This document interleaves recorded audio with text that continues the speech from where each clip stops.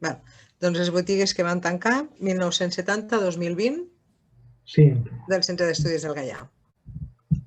Bé, al Centre d'Estudis del Gaià ens hem plantejat un projecte que hem començat ja i que volem començar a mostrar alguns dels resultats l'any vinent, que es diu les botigues que van tancar 1970-2020, per tant, mig segle.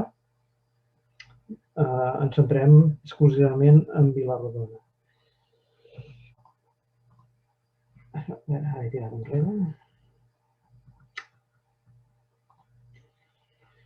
Els objectius seria la realització d'una exposició, la publicació d'un llibre a la col·lecció Montagut, que és una col·lecció que hem tret 5 volums al llarg dels anys, en el qual reproduïm el contingut de les exposicions, que bàsicament han estat exposicions fotogràfiques històriques, i la realització d'un documental. En principi, són aquests els objectius. Veurem com els podem anar realitzant en funció també del finançament que puguem aconseguir. Sí que en aquests moments ja estem començant a treballar, com he dit. Aquí hi ha algunes mostres d'una farmàcia que va tancar ja a finals del segle passat i que va obrir una nova botiga en una altra part de la població, més moderna, una carnisseria que també va tancar a principi d'aquest segle. El que hem fet ja és fet una relació de les botigues. Bàsicament creiem que és molt complet, pot entrar alguna altra cosa, però seria molt puntual. Més o menys hem localitzat uns 50 botigues que han tancat durant aquest segle, algunes de llarga tradició i altres potser són coses més puntuals de pocs anys que no van arribar a funcionar. Aquí veiem la tradicional botiga de queviures, que és una fotografia de l'any 76. Hem elaborat un qüestionari que hem fet arribar a les persones que van regentar les botigues o a alguns familiars. Quedaran algunes que serà més difícil trobar algun familiar. Ja veurem com solucionem aquest cas. També estem demanant si conserven alguna fotografia.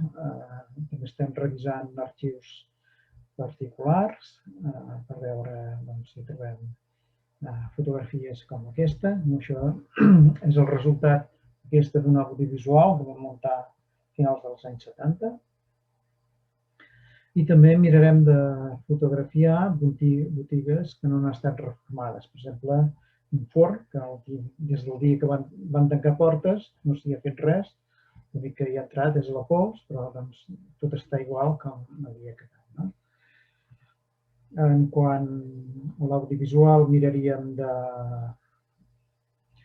de fer algunes entrevistes concretes, potser les botigues més significatives i que hi hagi persones que van despatxar a la botiga.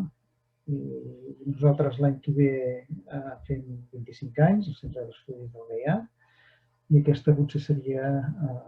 No hem pensat en els temps actuals, com que no sabem com anirà tot, si podem fer una celebració, això ja hi pensarem, però en canvi sí que pensem que és millor tirar endavant un projecte d'aquests. Aquí hi ha una farmàcia, el que deia, una carnisseria. Aquesta de botiga de queviures, dels anys 70. Encara venien totes les pastes a granels i l'arròs i els llegums, etc. I aquí explicava aquesta xurreria que l'any 85 ja no es va tornar a instal·lar un cop remodelada la plaça, que obria els dissabtes i diumenges, i una botiga de roba que també va tancar a principis d'aquest segle. Vam pensar en aquest projecte perquè, com a molts pobles, les botigues, sobretot d'alimentació, durant el confinament aquest tan estricte, han fet un servei imprescindible. S'ha d'agrair molt poder anar a comprar a la botiga del poble i no haver-se de desplaçar en centres comercials més grans de Valls, per exemple.